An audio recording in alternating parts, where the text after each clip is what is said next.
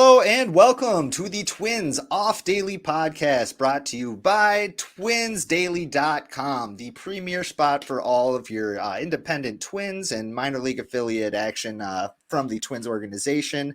I'm your host, Sweet Lou Hennessy, for today's episode, and I'm gathered here with three incredible members from twinsdaily.com, and we'll go around the horn and introduce them right now. First off, the pride of Twins Daily, Nick Nelson. What's going on, man? Hey, how's it going, Luke? Good to be here. Good to be back since the first official episode I think I was on. It's come a long ways since then. You guys have bumper music. Production quality's off the charts. Very proud of you guys. Shout out producer Lenny. It's amazing what you can do on the bonus dime. I'll tell you that much. Going to our next panel member is Mr. Greggory T. Masterson. Greggory, the pride of Twins Daily himself. Oh, there's two prides of Twins Daily? Oh, man. I guess it is the month. Hey, doing good. I do want to point out we still have not fully repeated a single lineup on one of these, even though Nick is back for his second show. Nick was hosting last time, and I think that counts as a different lineup. I do have a lineup. I have an Excel spreadsheet. Goodness, who gave me a podcast? An Excel spreadsheet with the lineup for every week, and so we still have not repeated yet, but someday we will. You're gonna trigger all the Rocco haters talking about spreadsheets and lineups here, Greg. Easy now, get it ready. That was a lot of buzzwords that gets Twins Twitter really riled up. So thank you for that, Greg. Going to the final member of our panel here, the pride of Twins Daily, Cody Schoenmann. What's going on, man? Yeah, happy Pride Month. Greg said earlier, actually, happy Pride Month. What's the antonym of pride? Is it disgrace? Shame. Disgrace, the shame. Yeah. I was saving shame for myself. Not the shame of Twins Daily. I love all of us being the pride. Yeah, you know what? I think we'll take it. And like you said, it's Pride Month, and we have plenty to be proud of here at Twins Daily. We do some incredible work that we'll promote later on. But let's jump right on into the episode. Today's episode, actually, we are going to do it just a little bit differently than how we have been the past few weeks. We are going to front load our show with a lot of the baseball heavy, baseball centric jargon, going deep in the weeds of Greggory's and Rocco's favorite spreadsheets, kind of advanced analytics, and a good amount of analysis. So we're going to front load that in the first half of our show before we slide into some of the sillier, kind of more fun topics that we have. Nonetheless important, but very silly. So let's jump right into it with the rapid recap.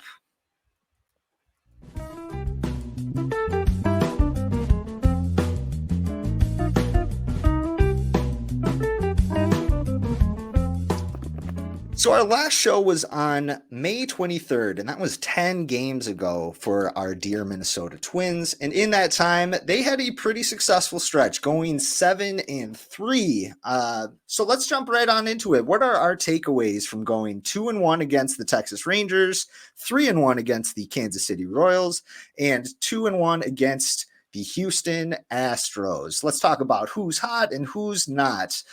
Cody, let's start with you, my friend. What are some of your initial reactions from the last 10 games of Minnesota Twins action? Yeah, I think one impressive element of their last 10 games is their ability to come back. During the Texas series, they were down, 4 runs, and then they came back during that game. Kirilloff hit that big home run. During the Royal series, they were down in a couple of games, and they came back. I think also 4 runs in one of those games too. And then also in the Astros series, I guess yesterday, but the day that we're recording, they were down in that game too. And then Miranda tied it, and then eventually they pulled ahead. So even like with last year's team and this year's team, when they're ahead in games and the pitching is going well, like they'll kind of like go, like they'll roll with it and they'll win those games usually pretty convincingly. But when they're like behind and when they're down, I feel like the Twins have struggled coming back and like scoring 3 runs, scoring 4 runs. And like with our fan base, I think maybe in 2019, we kind of grew accustomed to like, oh yeah, the Twins are down by 3 runs, but they'll come back. They'll hit home runs, but that was, one special year. And then since then they've kind of, I don't know like what the statistics say. I don't have it pulled up, but it seems like the Twins do struggle to come back from when they're down by a little bit. So it's been really encouraging these last 10 games to see them come back multiple times and win games while they were down, even like late in the games when they're down in the 6th, down in the 7th. They still kind of like overcome adversity, and they're able to come back and win, close games. Yeah, that's a good point. It kind of goes hand in hand with the fact that I think in the last 10 games, we've kind of seen what happens when the different departments of the team are kind of clicking at the same time. That doesn't mean that they're going to go 10-0, but you're going to see that they're going to win these series. It's you see the lineup getting a few hits and scoring some early runs or coming back late, like you say, Cody. And then the 3 losses that they have are kind of those games where it's like, okay, they mustered 3 hits and also the starter gave up, 5 earned runs and 3 2/3 innings or something like that. But we'll keep moving along here. Nick, what do you think? What are some of your biggest takeaways of the last 10 games of Minnesota Twins action? They're winning series, right? That's what it's all about. I think they've won 4 series in a row now since that rough week against the Yankees and Guardians. I think, kind of maybe veering into the who's hot topic, what's really stood out to me is the bullpen over these last 12 games and games. They're just pitching well. We saw again on Sunday, Simeon Woods Richardson come pretty early in the 5th inning. They turn it over to the bullpen, and they go to 5 relievers who have just been so lights out: Alcala, Okert, Thielbar, Jax, and Duran. And they just shut it down. I mean, there's going to be a lot of talk about Miranda and the role he played in that win, but the bullpen won that game. I mean, they won by 1 run. They're 11-4 in 1-run games now. So huge props to the bullpen. A lot of people only talk about relievers when they're struggling. So want to make sure we're shouting out these guys, especially Griffin Jax. I mean, has converted 7 straight saves since that hiccup in Cleveland, but Jax has been, I mean, the core numbers, the ERA and stuff are good, but if you look at like the underlying FIP and xERA, he's among the best in the league. So I really think we should be talking about Jax in that conversation. Absolutely. And that's so interesting that your point really ties into Cody's point. The comeback doesn't mean anything if you don't have a bullpen that can stick it and stick the landing. So, really interesting dynamic there. Greggory, what do we think, man? What's your thoughts over the last 10 games? I'm going to draw back to Cody as well. Though Cody last week, or was it a week ago? Last time we met, 10 days ago, Cody, I believe at the end of the show said something to the effect of, I would just prefer just normal series. Like, we don't have to go on a 7-game losing streak and then a 12-game winning streak, and just win series, just go 2-1, just be normal, just feel okay. And even if, obviously I would have loved for the Twins to have rattled off 10 in a row, but going 7-3 and winning each series, that's awesome from a fan's perspective. That it makes it a little bit easier to just watch the game and enjoy it, not feeling like every time the Twins are winning, you're like, oh, geez, are they going to go on this big run and your heart starts pounding? And every time that they lose, you're like, oh, here it goes again. So I did enjoy that from that stretch in terms of, and I don't necessarily want to quite jump into the specifics of who's hot, who's not. But there are a lot of names on the offensive side that, going into this stretch, we had a lot of questions about. A few of them have not still been hitting. But, okay, I'll just go through some names. Over the last 10 days, Alex Kirilloff has been killing the ball. Trevor Larnach has been killing the ball. Carlos Santana has been really good. Ryan Jeffers has woken back up. Manuel Margot, like all of these guys who a week and a half ago, we were all saying like, oh, geez, like, are they cooked? Is it over for these guys? Are they too old? Is Kirilloff too old at 26 or 27 or whatever he is? It's great to see that handful of guys, and there are a couple that we'll get to later that have not been hitting still. But like the top 5 names over the last week and a half were all guys that we were saying, I mean, a lot of them were in the, are they going to be sent down discussion? Are they going to be DFA'd discussion? So it's great to see those bats in specific kind of come alive. That's a really good point, and that collection of names, I think we should put a pin in that because it leads to our big inning topic, which is coming Right. up later. But let's move on into minor leaguers who have caught our eye in the last couple of weeks.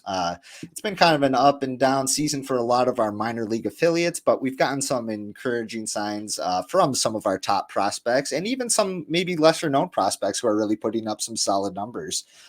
Cody, who do you have as a minor leaguer who has caught your eye in the last couple of weeks?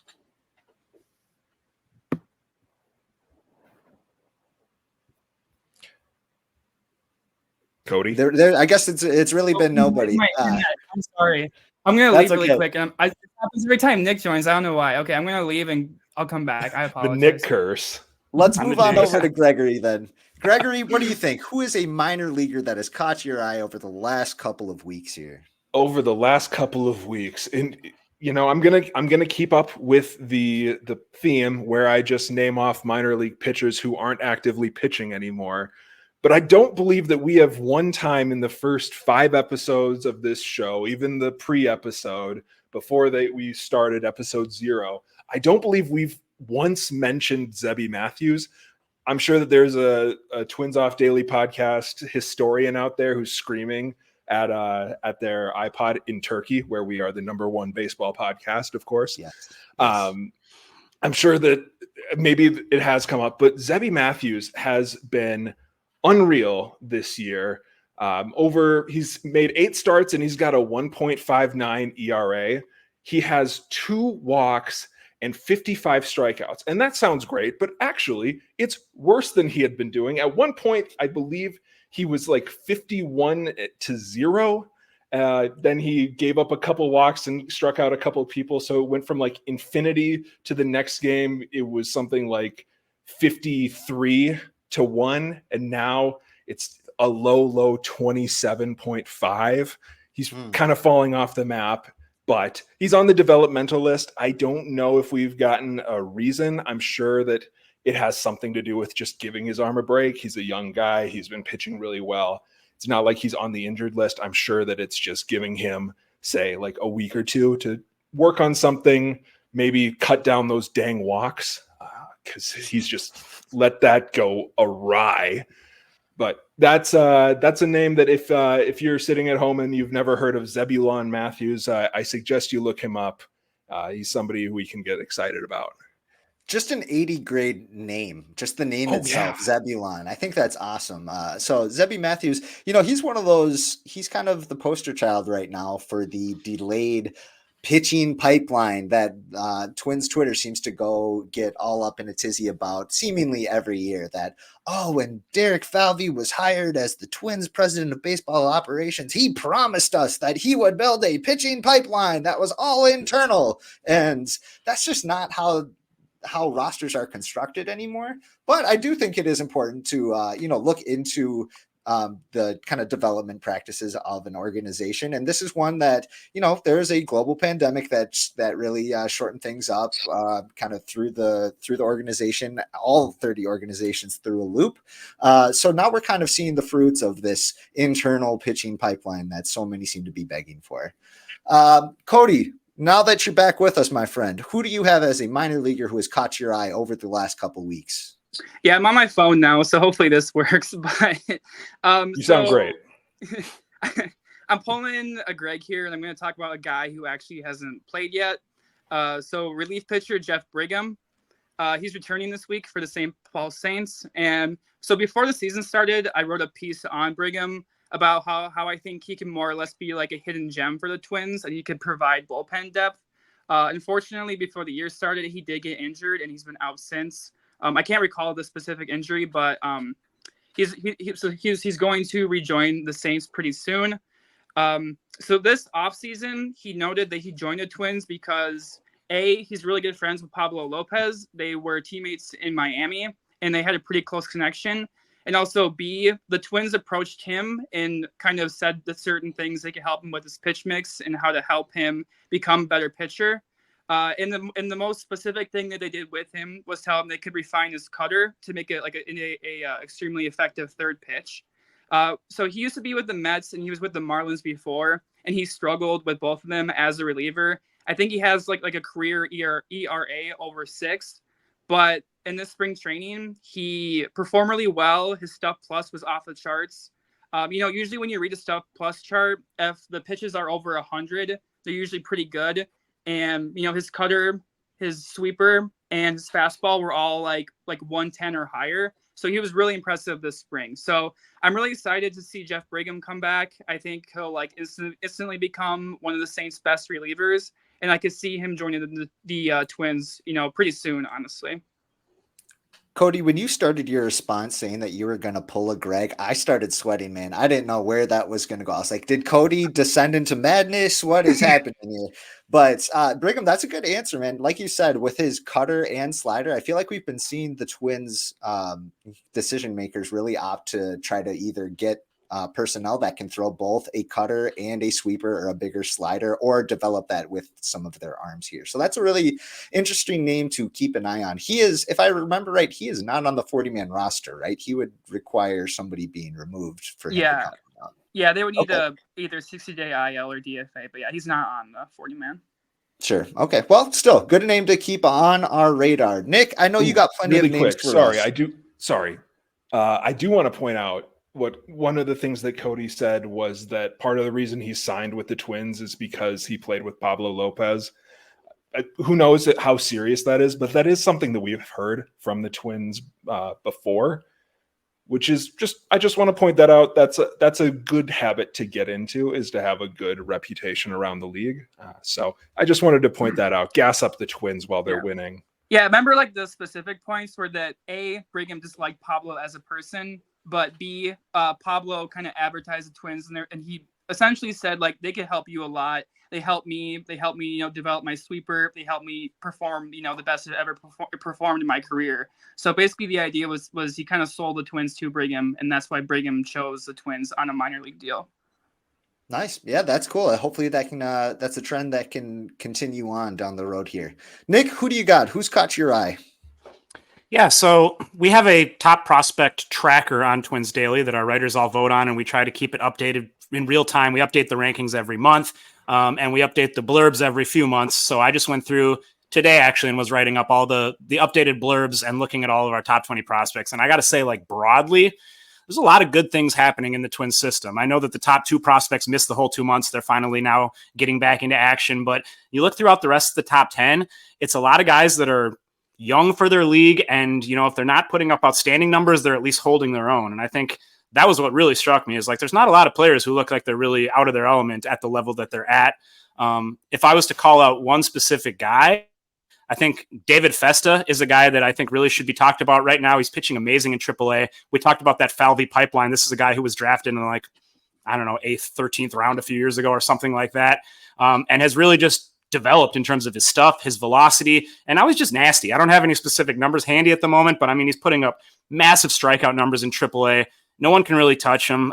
His walks were an issue before, starting to dial that in, and I think that's an important thing to note when you look at someone like Chris Paddock. That's a pitcher who strikes me as he's had these ups and downs. He's coming off his second Tommy John surgery, his most recent outing, another kind of rough one, velocity down. He's at 60 pitches. He's on pace for 170 innings, and he's thrown 27 total in the last 2 years. So I know Cody Perkle, one of our many Codys on the Twins Daily writing staff, wrote an article this weekend talking about the idea of maybe calling up Festa to fill in for a spell and giving Paddock a break. I recommend checking out that article. And so Festa is a guy that I'm really keeping an eye on right now. Yes, Cody Perkle. Some would call him the pride of Twins Daily, I believe. Nick, that's a good point. Yes. When are we going to get another Greggory with 3 G's? Never. Only room for one. That's really interesting that you brought up. Nick, that's really interesting that you brought up Chris Paddock. Last week in the press scrum, he was talking about how he was approaching the 60-inning mark for the season, which is the most that he's thrown in the last 3 years or so due to his surgery and coming back from that and some of his rehab process there, and obviously being in the bullpen at the end of last year. Nick, do you get the sense that David Festa is the next name to come up if somebody like Chris Paddock were to go under? Yeah, I think so. Who would really be ahead of him at this point? I think he looks pretty polished. Louis Varland maybe he's looked okay. He's had his moments. I think he's still working on things that would probably be between those two. I don't know how much they want to push Festa, but he looks like he's ready for the challenge. Yeah, it'd be exciting to see for sure, and I think it would get a lot of people tuning in because he's on a real heater with AAA St. Paul right now. That's for sure. But let's move on to our next topic here, which is the big innings, something that we're debuting. It's going to be our big talking point. What's kind of the big question going on with the Minnesota Twins at the moment? And we're recording this on Sunday night, Sunday, June 2nd. And there's been word after the finale against the Astros that it appears that Edouard Julien is being sent down to make room for Royce Lewis, who is returning from his quad strain. And it looks like he will be in New York to meet the team. We have not heard anything official. We should make that clear. But after the game today, reporters were saying that Julien had a meeting with Rocco in his office where they chatted for a while. And when he came out, a lot of the veteran players and some of the other players on the Twins were coming up to him and, giving him lots of support and putting their arms around him and stuff. So it looks like that is going to be the move for Tuesday. So let's jump right into it. What are our, some of our initial thoughts here? Nick, I want to start with you. Let me know what you're feeling. And I want to know, what should the Twins have done or could they have done instead of this move, instead of jettisoning Edouard Julien back to AAA? Yeah, I personally don't like it. I understand the reasoning behind it. I understand the goal here is to preserve depth. But I just look, Julien has been slumping for like a month. Prior to that, he was dominating the league for 5 months. He's still got very good overall production. I don't know that it's going to be super productive for him to go down to the minors. I mean, he's got one of the best eyes in the major leagues already. Doesn't swing at anything outside of the zone. Now he's going onto this automated balls and strikes system. I don't think anyone's really going to give him much to hit. I assume he'll probably just on walks. And it's like, why not just he's a 25-year-old player who's got major league experience. The Twins at their best are going to have Edouard Julien in the lineup against right-handed pitching.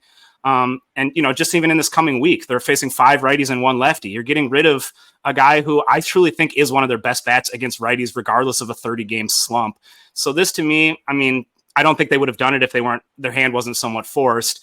But to me, either Margot or Farmer, I understand that you're connected to them because of the money and the veteran depth or whatever, but you're just kind of delaying the inevitable. I think at this point, at some point, these guys are going to move out. The Twins have internal depth that can replace them. And what kind of message does it send? Julien, through all of his slumping, is like slightly below average offensively. And by the way, has been great defensively. I think he's a better defensive player at second base than Castro and probably Farmer at this point.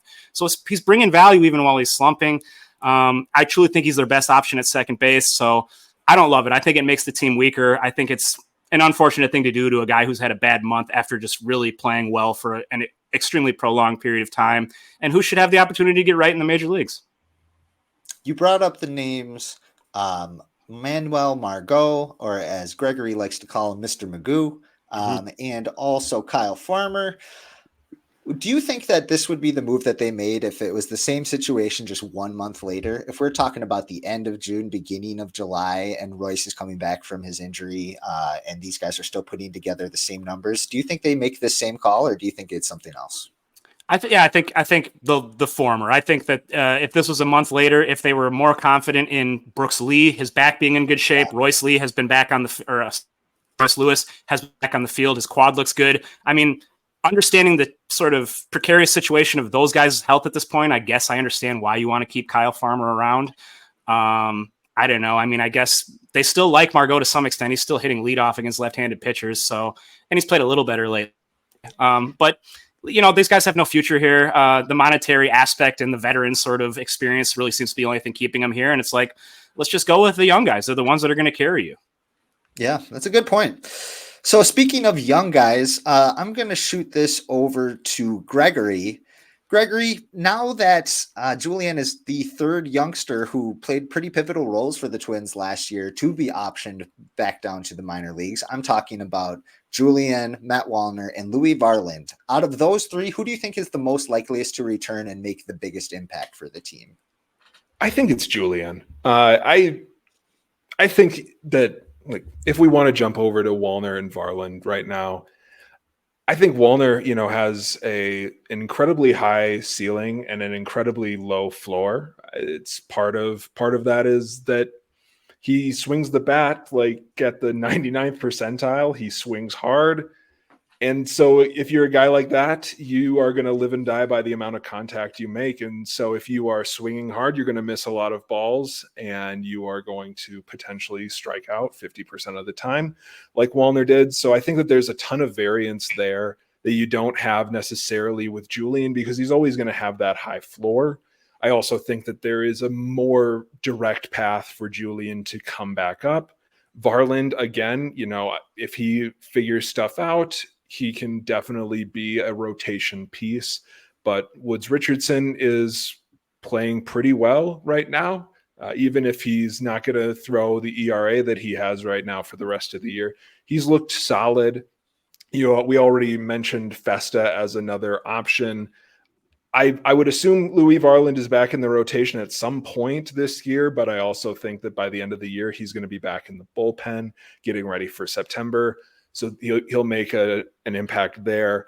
But yeah, for Julien, and I'm kind of in the same boat as Nick in terms of I don't fully get sending him down. I want to say I trust in the organization that they've identified something that he needs to work on and that it is something that he can work on at AAA. However, if he gets down to AAA and everybody's just pitching around him and he gets, even more passive, who knows how that's going to go or if that will be beneficial.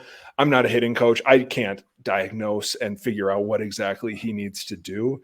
But I do think that he has the most direct path right back to the team. Willie Castro, I'm assuming, is going to be the everyday second baseman, and the team would prefer to not have Willie Castro be the everyday anything. Maybe he's an everyday player, especially against right-handed pitchers, but probably not an anchor in the lineup at second base. Kyle Farmer has not been impressive on the weak side. That doesn't have as much to do with Julien, but if you're trying to get more production out of the team, having Julien back up, I think if he's able to figure it out, I don't think that he's going to be down there for terribly long. Of course, Brooks Lee might also emerge. That would be a weird situation. A lot of cooks in the kitchen, but I think Julien is the most likely of those three to come back and have a strong effect on the team. I agree with you, and I actually have a prediction that Edouard Julien is going to be back up in the major league roster, or on the major league roster, I should say, by our next Twins Off Daily podcast, which is, I believe, June 17th. It's in just a couple of weeks from now, but I don't want to I don't want to throw any of this into the air, so I'm knocking on wood like crazy here. I think somebody's going to get hurt, and I think Julian's going to be in the best position to come right back up when that happens. So I'm not rooting for anyone to get hurt, anything like that, but I'm just saying it would be the most Twins thing possible to happen. And I imagine that he'll be back relatively soon. Cody, let's move on to you, my friend. Gregg already kind of touched on what do you think the game plan will be for play at second base going forward. So let's give you this. What are some silver linings of this move? What's going to be beneficial for the Twins roster in general, having to send Julien down? Are there any silver linings, do you think? I suppose you could look at it from the Larnach and Kirilloff angle. They've been very hot lately. So I actually have it pulled up. So I think a lot of the reason why the Twins sent down Julien is due to recency bias. So in May, for the whole month, Larnach had a 75 WRC plus. Kirilloff had a 74 WRC plus, and then Julien had a 44 WRC plus. But then if you look at the last 10 games, Larnach had a 169 WRC plus, Kirilloff had a 203, and then Julien had a 72. So, there's a really big discrepancy. And I remember last time we were on with Sherry, she said that she thought Larnach would be the person sent down, and I think we all kind of collectively agreed on that. And going into this Astro series, I kind of had that same mentality that I thought it was going to be Larnach, but then, he kind of showed out. He hit 2 home runs and he produced really well. And, Kirilloff is doing similar too. He's producing extremely well, at least in the last 10 games. So I think a silver lining is it kind of has propelled them to made them everyday players. Not against lefties, but, against the righty, Kirilloff will DH or he'll play first or he'll play left, or Larnach will play left or he will DH. And This is kind of like the first real extended run Larnach has had in the majors. And this is the first time Kirilloff has been fully healthy, for like a extended amount of time. So if you want to look for a silver lining, I think it's a positive that Larnach and Kirilloff are having these opportunities. We can kind of get actual answers to see if they're long-term options for the Twins.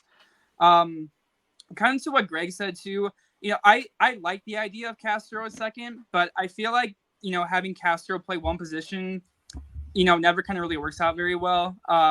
Him at shortstop, to replace Correa, him at third place to replace Lewis. It's kind of like, there's always like this kind of like an unfortunate thing, but maybe, it could be quite possibly that Castro performs really well at second base. He's a good infield defender. So I think second base could benefit him a lot.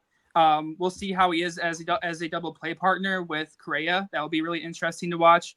He has a really strong arm. So he has a stronger arm than Farmer, stronger arm than Julien. So maybe Castro performs really well in second, and he kind of can become a fixture there. I doubt it. I think his value comes in being a super utility player.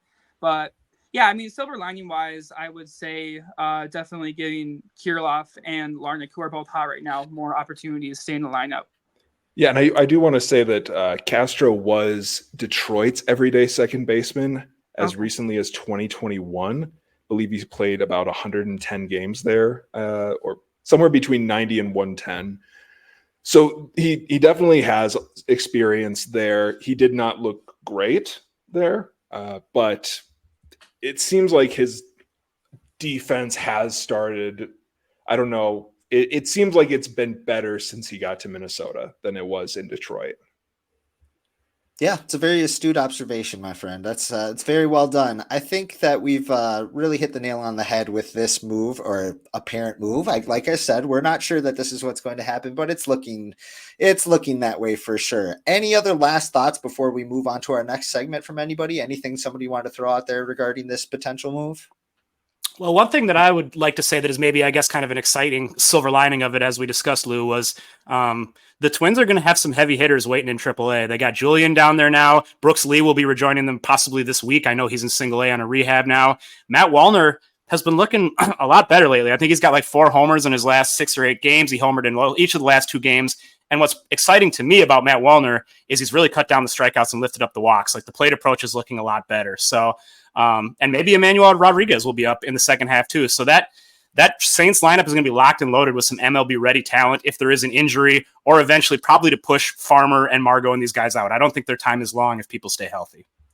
That's a good point, people. You got to buy your tickets for these Saints games because it's going to be a fun little roster here over the next few weeks. You brought up Brooks Lee. He's hit at a few different levels in his rehab stints as he comes back from his, I believe it was a slip disc in his back or a herniated disc, something pretty significant. But Brooks Lee in that time is hitting 400 with an on-base percentage of 447 in that time, which is very, very encouraging. He's somebody who the Twins were very excited to get into the major league roster coming into this season. So that will be very exciting to continue to monitor, that's for sure. But for right now, let's move on to our next segment, which is hold on. I've got something big to say. Hold on. Hold the phone. Julien got sent down. So now Farmer and Castro are the only 2 second basemen on the roster. Can anybody tell me who on the roster will not be playing second base? Is it Jose Miranda? Jose Miranda will not be playing second base. Please stop asking. Stop saying it. He made 160 starts there in the minors, Greg. Just throw him back out there. Who cares? Yeah, great. He also started at shortstop. What are we doing here? The same people who are complaining about Jose Miranda's butcher defense at third base are like, maybe he could play second. Crazy. I just had to say that. I also do want to, now that I've taken the phone, I do want to point out that the people who are asking for Christian Vasquez to get out of the lineup as often as he is, you might want to pay attention to Royce Lewis coming back.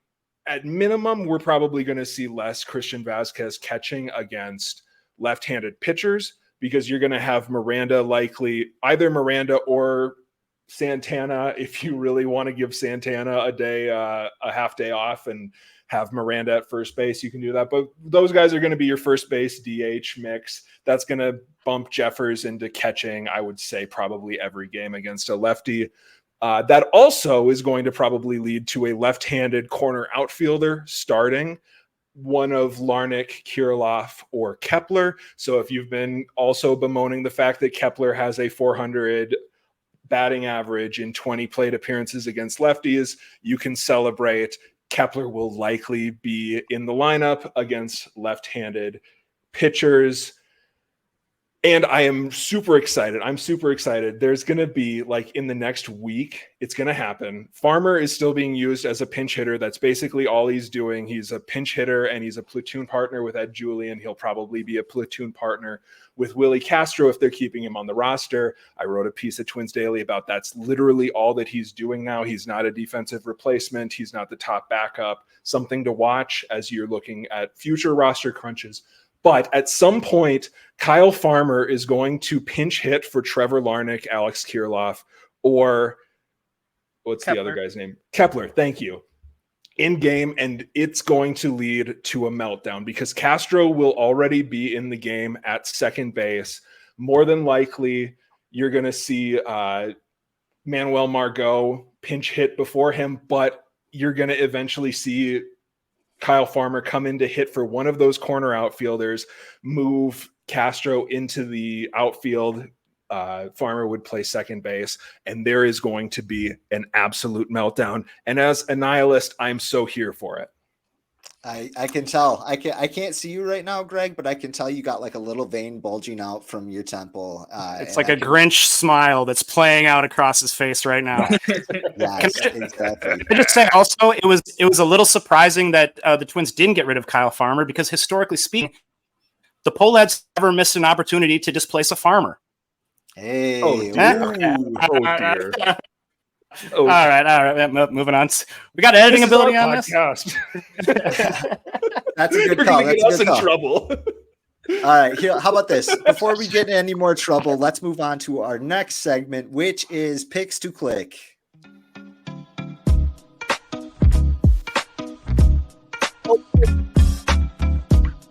As you may remember, each week we pick a different category that we track until the next episode. So, for example, the category was most strikeouts by a Twins reliever between our last episode, which was on May 23rd, and today. So, our four members of the panel that week were myself, Greggory, Cody, and Sherry. Sherry ended up picking Griffin Jacks, who had 5 strikeouts. I picked Yohan Duran, who had 4 strikeouts. Cody, you picked Josh Staumont in a little bit of a dark horse. He had a pretty successful stretch, honestly, but he only got 1 strikeout. And Greg, unfortunately, you picked Mr. Bosley, who did not pitch a single inning after that. So, with that, Sherry gets on the board with her first win, and that leads us to our all-time standings where Lou and Greg are tied atop with 2 wins each. Sherry has 1, Matt Braun has 1. Nick and Cody are still looking to get on the board, but they will have their chance this week with our new picks, which will be highest win probability added for pitchers between now and our next show, which is June 17th. So we are trying to pick the pitcher who, when it gets down to it, gave their team the best opportunity to win. Oftentimes, you'll see this go to a lot of relief pitchers because they're in a lot of high leverage situations, close and late, where any sort of slip up will really affect the outcome of the game. And Fangraphs puts together this win probability added figure, which is really interesting to look at. So let's jump right on into it. Let's start with you, Cody. Which Twins pitcher do you think will have the highest win probability added between now and our next show? Yeah, so I'm pretty embarrassed. I'm like objectively horrible at this. I've been on every episode but one, and I can't even come close to winning. But until now, this time I'm going to go with a safe pick. Try to get on the board. I'm going to go with Diego Castillo. Yeah, so he's been really impressive. His is it 2 appearances now? I think he's made with the Twins since getting his contract purchased. I've been really impressed with him. I think he might already have earned the opportunity of like a high leverage role. Maybe not maybe not an 8th inning with a 1-run lead, but maybe like, a 7th inning, maybe even 8th. I mean, I don't know. The Twins do tend to push people pretty quickly through the bullpen hierarchy. So, yeah, I was being facetious earlier. It's not a safe pick. I'm going to go with kind of a dark horse again and go with Diego Castillo for this one. Love it. He's somebody who's really caught my attention recently. Nick Nelson, let's go to you, my friend. Who do you think will have the highest win probability added for pitchers between now and the 17th? I was asking him up first. Got to go my Griffin Jacks. Bullpen, the fireman. He's going to step up in some big items, maybe here in New York and Pittsburgh, and come through for the Twins with that sweeper. That's a good call. I had a feeling you were going to take him. He's been absolutely massive for the Twins recently, and he looks like he's going to have no shortage of opportunities to keep it going. Mr. Greggory, who do we got, my friend? I am going to go, and I think that in the future we might need to institute a new segment on this podcast called Where in the World is Jorge Alcala? Because it seems like every single time we meet, he's in one Twin City or the other, but he's back up in Minnesota right now. He had a really good stretch since we last spoke. And I think if we're talking WPA, we're going to be looking for somebody who they might look to put out a fire potentially. He came in with a man on today. I think he's moving pretty quickly up the bullpen hierarchy, not into like the super special roles, but I wouldn't be surprised if he's maybe 3 or 4 right now on the pecking order. I'm looking to Jorge Alcala to come into a few games where there is a man or two on, and they're only up 1 run, and he'll weasel his way out of it. So that's my pick. That's a good pick because you know what? I was looking at the leaderboard over the next 10 days for our last category, which was most strikeouts by a reliever, and he has 9 in that 10-game span. He's been really big since coming back up. So Alcala is a great pick. I'm going with the big man, Yohan Duran, because I think he's, naturally a high leverage reliever will have the greatest opportunity to have a positive win probability added. Then again, they also have the risk of having a negative one, and he's somebody who is susceptible to the home run. But I'm putting my money that he's going to have another successful stretch. And get this, I think he's going to make a push to be a possible American League All-Star for the first time this year. I think he's got the marquee name and the offerings that Pitching Ninja loves looking at or loves displaying on his Twitter account. If his velocity continues to trend up as it has been the last couple games, I know it's been kind of up and down, but if he can get that back on track, I think that he's going to be one of the premier relievers featured in the All-Star game this year. So we have our picks now. Let's move on to our next segment, the return of Greggory's Gripes.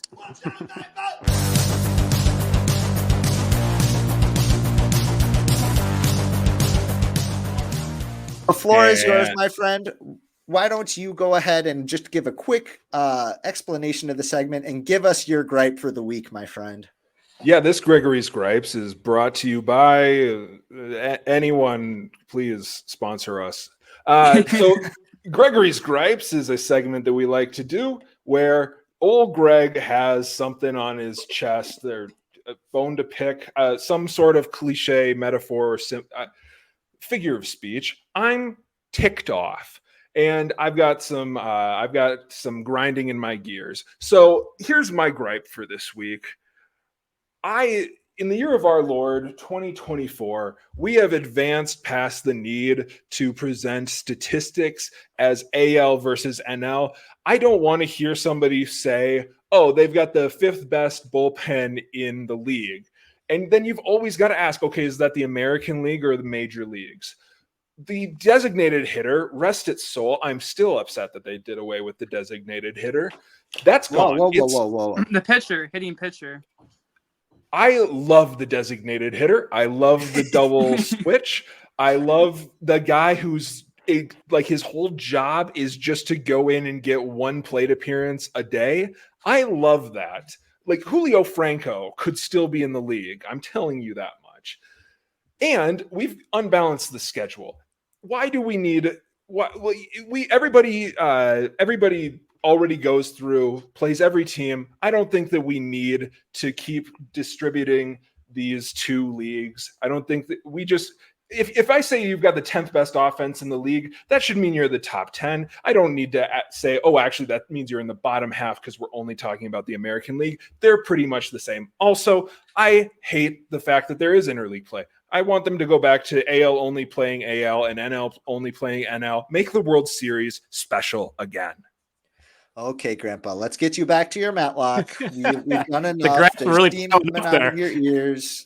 I don't think you believe that last one. I don't think you genuinely believe that last one. No, I do not. I do not like interleague play. Go back to an unbalanced 14 and 16 teams. I love if there is going to be interleague play, it should be like that one weird week in July. I thought that it was special that the team, if we're going to do interleague play, then why have two MVPs? Grandpa's got a good point over here, but I'm really worried that next week he's going to come back and he's going to be like, movie theaters are too loud or something. I don't know. But anyway, Greggory, thank you very much for getting that off your chest. The next question is for you, the listener. Do you have a gripe that you'd like to air out? Please hit us up on Twitter at TwinsOffDaily or at Gregg T. Masterson. He would love to hear any gripes that you have. But now we're going to cruise on over to our last segment, which is the closer.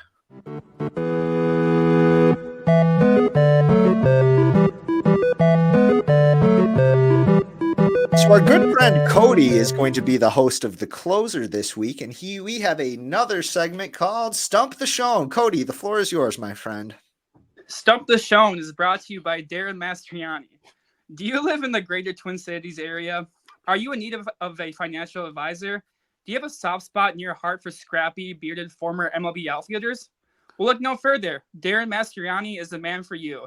Darren Mastriani is a financial advisor for Edward Jones in the Twin Cities area, and he is here to serve you. He had a career WRC plus of -36, but he will put you in the positive. What, Cody? How many times do I have to tell you no free ads? Oh, sorry. Yeah. That was an impulse. I'm sorry. As we all have. It's totally understandable. It happens to me all the time. I have to plug X Twins. Yeah. Yes. No, that wasn't actually, and that wasn't an actual ad. Darren Mastriani is a real financial advisor. You can check him out. But yeah, we have nothing to do with him, legally speaking. Yet. But okay. Yet. He's welcome to pay us in arrears for this promo. Yeah. Absolutely. All right, Cody, let's jump on into Stump the Shown. Okay. What do you got for us?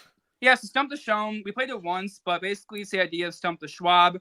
I will name a category, and then we will go around, and everybody will list players or, any other, category, I suppose, that would fit it. So, for example, say if I said players who have hit a home run for the Twins this season, and you said Max Kepler, you'd be right. But if you said Aaron Judge, you'd be wrong because he's not a Twin, right? So basically, we're going to go around, and whoever answers it correct, for the longest is the winner. And as soon as you answer incorrectly or don't know somebody, you're out. Okay. So this week's subject. So 2014 was Ron Gardenhire's last year with the Twins. It was a pretty miserable season. Eventually went to Molitor and into the Rocco era. But okay. So the topic for this week is position players, and strictly position players who hit a home run for the Twins during the 2014 season. Oh, goodness. Okay. I'll give you a couple seconds to think up some names. And then, so we'll start off with Nick, and then we'll go Gregg, and then we'll go Lou. And then, well, actually back to me because, I have the names in front of me, but I don't count, but I will be participating in naming players. But, okay. So do I list as many as I can, or do I list one and then we rotate? You list one, and then we go around. Yeah. Okay. Got it. Okay. Well, I will start with Joe Mauer. Okay. Joe Mauer is correct. Kenny Vargas. Kenny Vargas is correct. 2014. Trevor Plouffe. Let's see here. Plouffe. Yep. He was number 3 on the leaderboard. Okay. Brian Dozier. Brian Dozier led them with 23. Really? Okay. Okay. I'll go with Aaron Hicks. Aaron Hicks is correct. He had 1. Wow. Okay. Just skinning by there. Eduardo Nunez. Yep, he had 4. Eduardo Escobar. Yep, he had 6. Okay. Okay. Oswaldo Arcia had 20. Naturally. Ooh, there's a throwback. Yep. I'll go with Pedro Florimon. Oh, Uh-oh. he was on that team, but he had 0 home runs. Uh-oh. Should have known. So down to Shocking. Greg and Lou. Greg, who do you got? Oh, geez. I don't know. Can I Drew get Butera. a hint? Or Drew Butera? No, Drew Butera is not one. Dang, So yes. down to Lou. Can Lou win? Well, Lou has to name somebody though, and then he is the winner. I got one. I'm going to go with Kurt Suzuki. An all-star in Kurt- 2014. He Jeez. sure was. Kurt Suzuki.